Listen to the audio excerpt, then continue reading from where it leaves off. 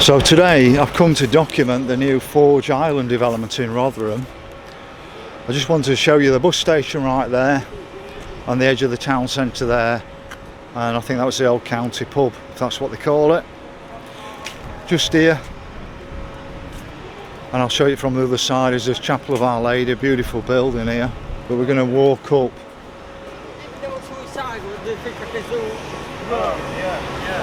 to where the Forge Island is. That's the old Scala cinema just there. It's got a beautiful organ in there, beautiful place. But another view of the Chapel of Our Lady. And we're now walking up to Forge Island. It's cost 47 million quid. And my understanding is they couldn't get any money from the private developers, so it's come from our council tax. I thought I'd just show you something really nice before we get there, so I like to pick out nice bits of our history as well. So we're on Chantry Bridge at the moment.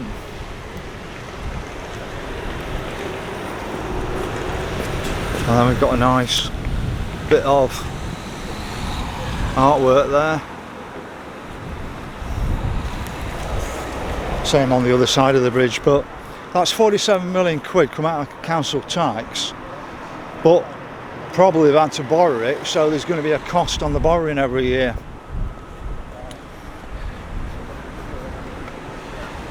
Now the council's actually put an organisation called Muse in charge of it, or overlying it, I think, when they actually built it. So I'm not really sure what Muse is about, but I think they basically took all the stick for it, and then the person who actually built it, or the contractor, was Bowner and Kirkland. They were the main contractor on it. So it's in a nice setting, as you can see.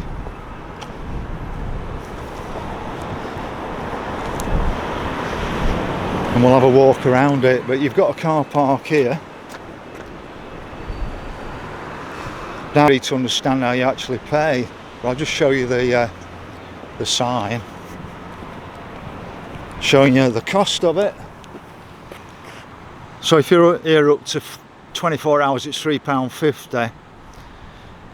If you're up to 4 hours, it's £2. That's it. Now what they've said is that this is built on stilts, so that when it does flood, it'll only flood the car park. That's fine, but it's not great if you have a big flood for a couple of weeks, is it, on the impact on the businesses. There you've got the train station. I think it's quite a modern train station, that. But it's an absolute beautiful day, and it's a fantastic view of the Minster from here. Like I said, I'm not keen on this, but I'll try and show you in the best light I possibly can.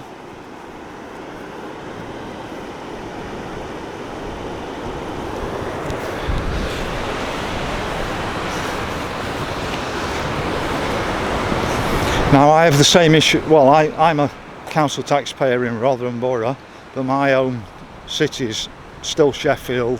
I don't have any connection with Rotherham, and I don't see why a council in Sheffield or Rotherham should be building hotels. So you've got Travel Lodge here, so they've not built it as far as I know. It's been built out the 47 million quid. So I don't know if they're paying some sort of rent to use it every year. So a little bit of a play area, and this stuff, to tell you the truth, I can understand why they don't want to put grass down, because it wears, but you know, that's quite nasty on your knees, that. I think I'd rather fall on the earth if I was a kid.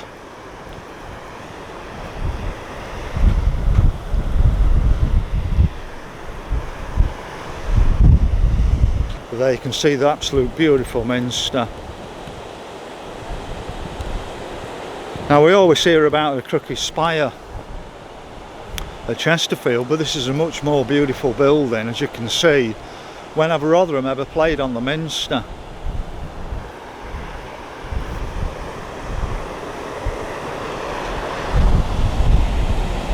Probably take it for granted. I mean, I came to college here for 4 years, and to be honest with you, I never noticed it, and it's such a beautiful building, and to me, as a tourist attraction, that's far better than Crookes Spire. Now, across here, a lot of people would know it as the Tesco Bridge. It's been rebuilt, and it's done on the concept of a Bailey Bridge, and the person, I think it was Sir Donald Brayley, came from Rotherham.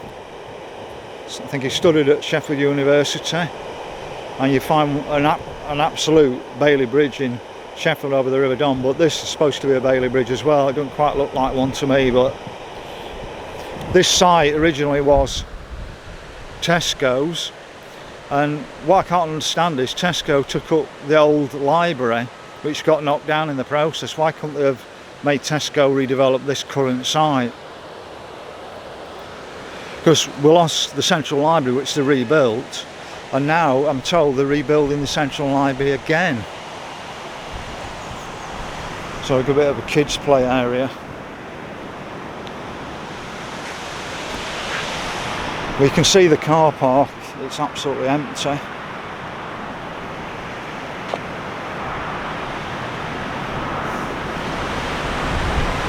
And I've already had rumours from people who they think it's going to be housed in the Travel Lodge,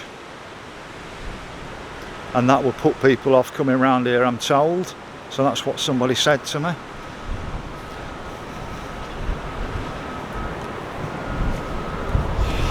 Now there's supposed to be a hotel, a cinema and food outlets here, and I'm told some of the food outlets that were coming aren't coming anymore.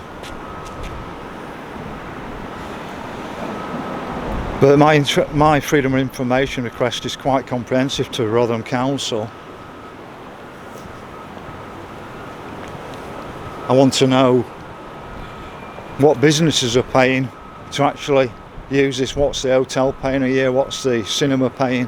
Because as far as I know, Rotherham Council will still own all these buildings. So there's the entranceway to the Travel Lodge. Not exactly what I call welcoming, but that's how modern day hotels are, aren't they?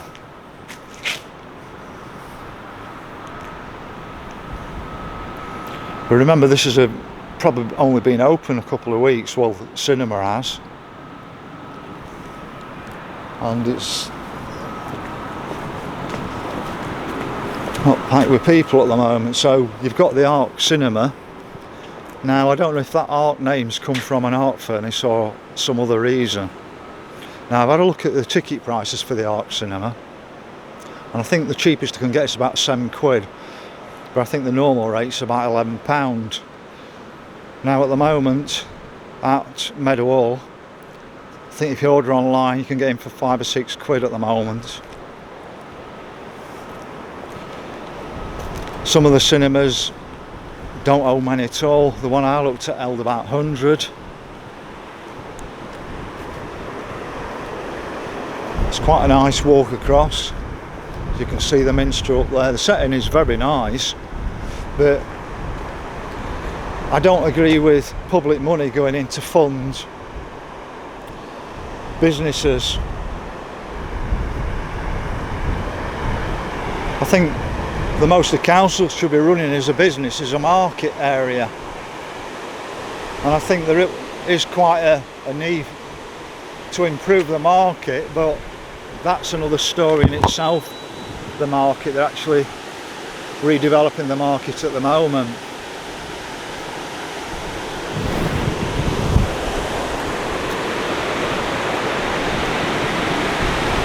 So that's the back of the Scala up there.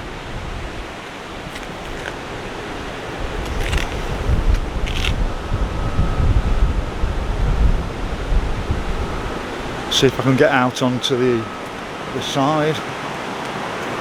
I just want to give you a feel for it at the moment.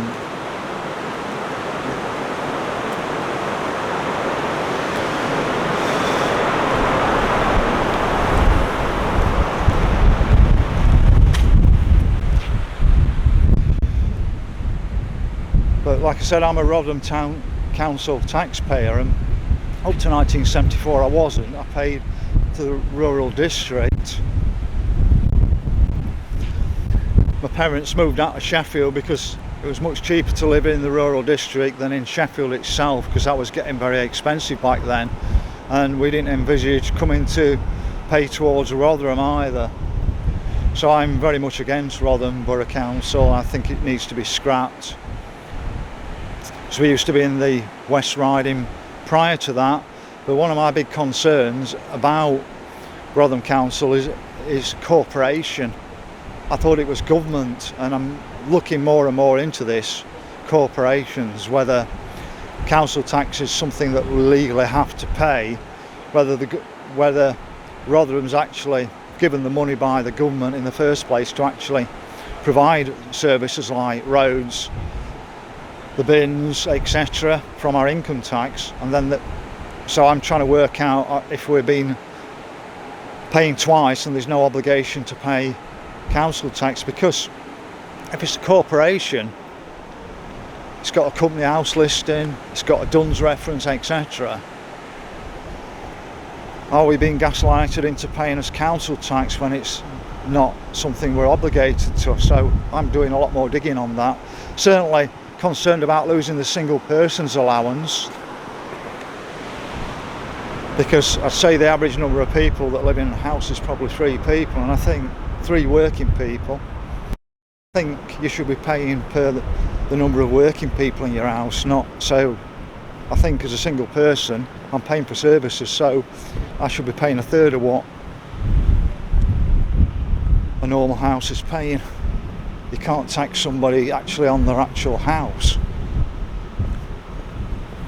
they've already paid for. So these are food venues here. I'll put what information I can find in the actual description. So I've got the canal down this side.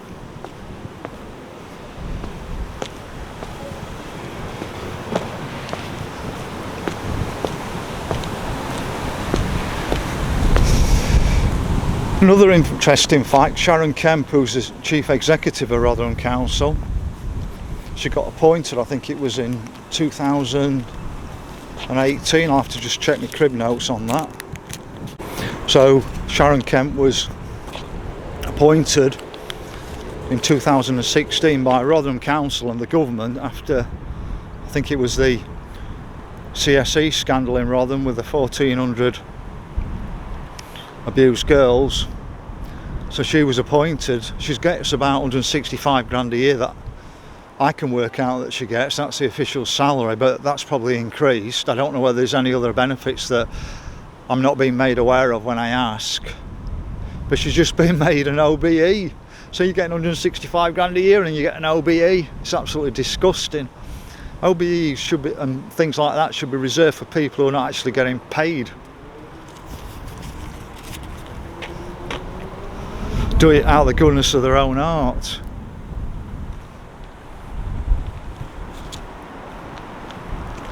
We'll have a bit of an angle on it from here.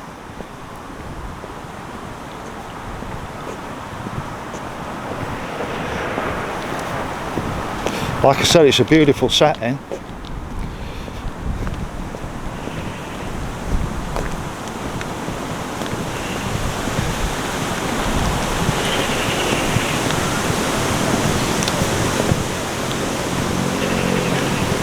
So it's actually a floodgate there. Like I said, they know it's going to flood. They're not expecting it to flood the top level, but they expect it to flood the car park occasionally.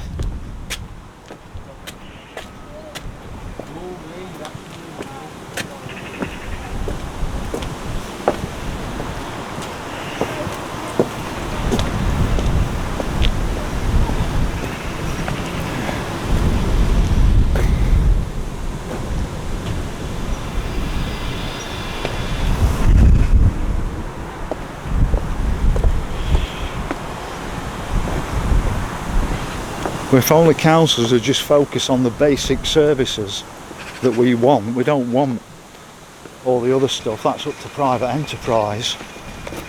But then if you look, it's looking more and more like Rotherham Council's not actually a government organisation, it's actually a corporation. I know, I've heard Sheffield's name, Sheffield Corporation, but I never suspected it being a company as such. So it looks like they're looking more and more earning money, but that's not what the job is. Their job is to just provide us with basic services. So you've got the floodgate just there.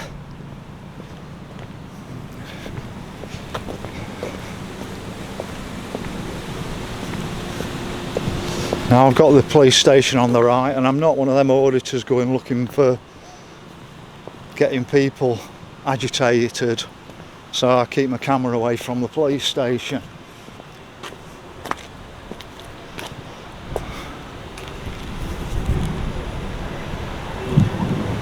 Not that I have much respect for the police, and my granddad was Chief Inspector of Sheffield Police in 1967, so I should have a lot of respect for the police. So just over here you've got Riverside Council officers for Rotherham Council. When we were the old rural district, we had minimal number of officers. They just provided a basic service. I just think we're being asked to pay for something that we never asked for.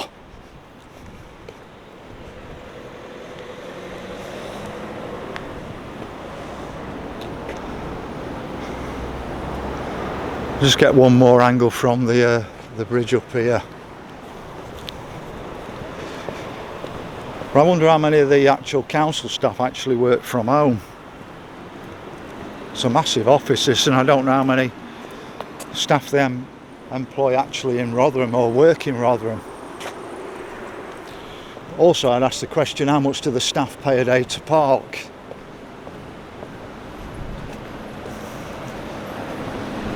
You can't really expect other people working in Rotherham to pay while you don't pay when you work for the council, can you? That's what I think anyway. We'll have a bit of a skirt around this side because this is a nice part of Rotherham up here. I think they should have just done more with the centre of Rotherham. Encourage people to come in. Help to improve existing shops.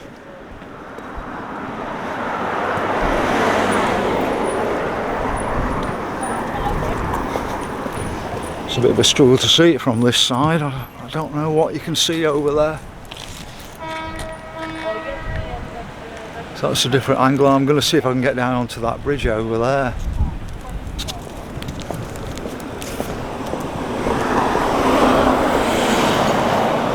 I just think this is a really lovely day on a Friday. About 2:30 now. And Rotherham's pretty deserted. This is a new development. We've got some beautiful old buildings in Rotherham. Character, and why we don't build stuff like this anymore, because I just wondered if we built them in the first place. Look at that. But these people keep telling me, oh well, they can't afford to build these buildings anymore, but this has been here say 120 years, and it's going to be here for another 120 years. You're building somewhere that lasts 30 years at max before you rip it back down again. So it certainly is cheaper to build it right in first place.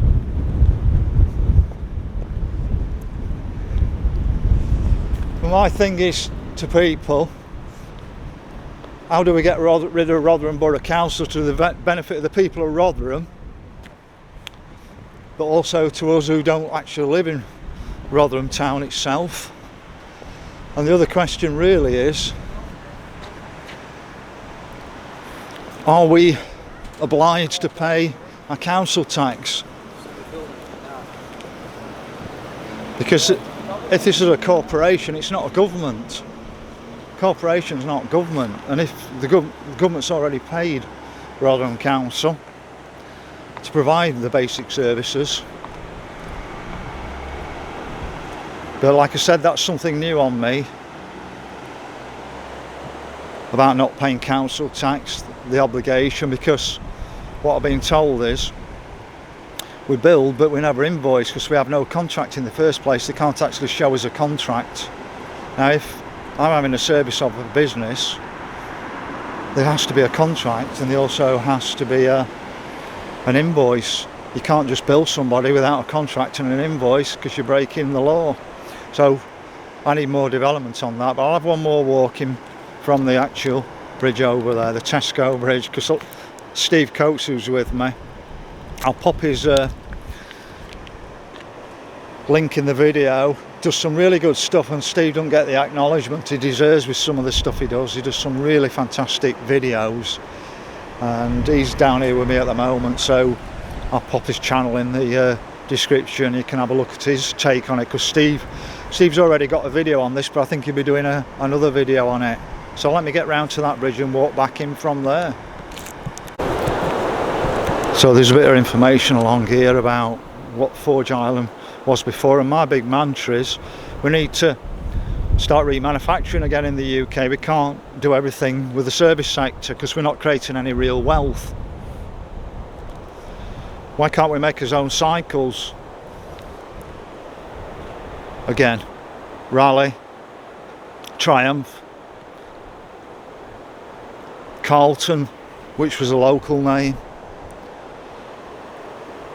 I'm sure we could manufacture some of this stuff back in the UK and create some real worthwhile jobs rather than building more and more of this. We needed to actually get the town centre itself working again. Around the town centre you need industry, commerce. In the town centre, and just around the town centre you want industry where people can get into Rotherham and get out to where they work.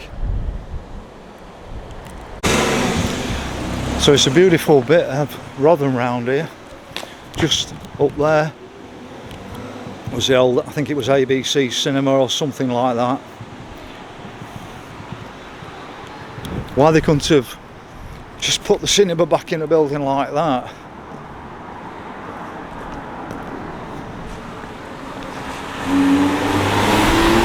There's much more they could do to encourage people to pop in and see Rotherham Minster. It's far better than Sheffield's Minster, and I'm a Sheffielder, so I give credit when it's due, positive when it's positive.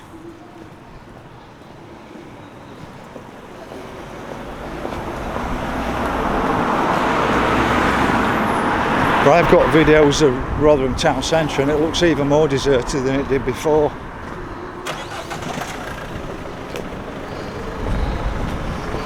Just down here they've knocked some, I think, old burnt out building down on this corner here.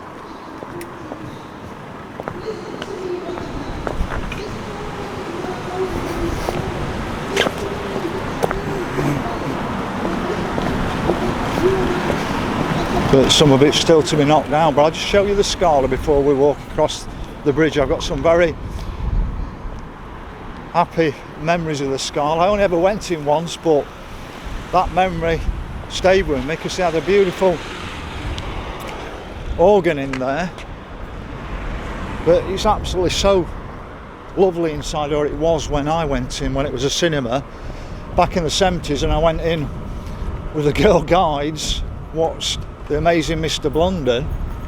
Like I said, that memory stays with me for the rest of my life. What a beautiful building it is, and why couldn't Rotherham have spent, say, 10 million quid on that rather than building the new one? Sure, they could have spent, say, 10 million quid on that and made it into a multifunctional place. But I don't think the councils have our best art of interest, or whatever you say, or best interests at heart.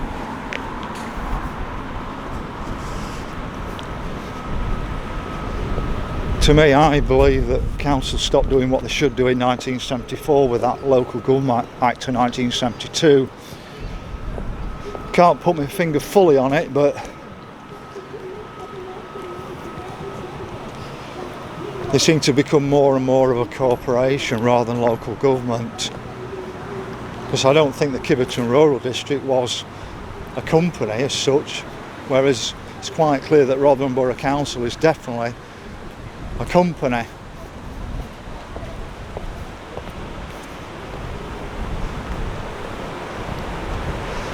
Look at the size of Scarlet, it's absolutely massive and just doing nothing. You can see the burnt out shell of a building that's still not been knocked down behind it.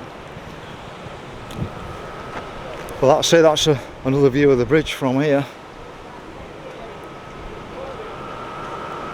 Travel lodge over there.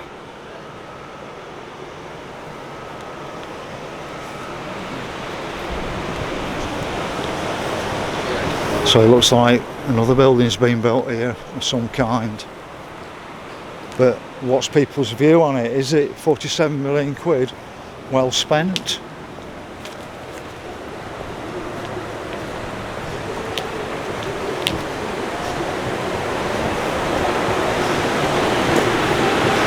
Only time would tell, but talking to other people as I was walking through Rotherham, they're not saying anything different to me. I'm not the doom monger. We all know what's going to happen here. It's going to be another white elephant.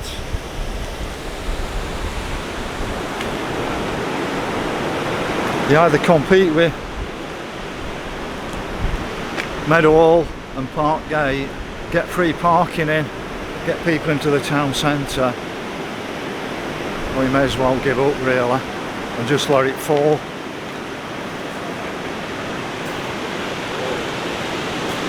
So that's it. If you can like the video, follow the channel, click on notifications for new videos in the future, I'd appreciate that.